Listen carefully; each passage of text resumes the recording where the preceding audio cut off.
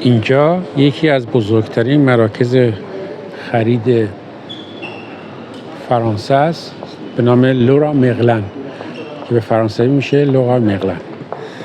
بخش‌های خیلی جذاب و جالبی داره که براتون قسمت به قسمت نشون میدم. این قسمت شروع میشه با وسایل آشپزخونه شامل کابینت، کمد که همه به شکل باز فروخته میشه. بعد از شروع از اینجا میتونیم وارد قسمت بعدی بشیم که شامل شیرالات، نمونه درای کابینت،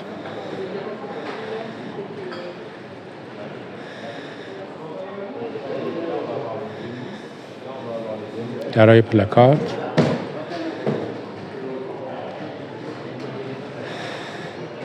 که نمونه‌های مختلف رنگ‌هاش هم اینجا میتونیم ببینیم.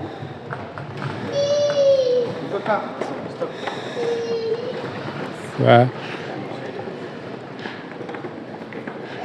کلکسیون کاملی از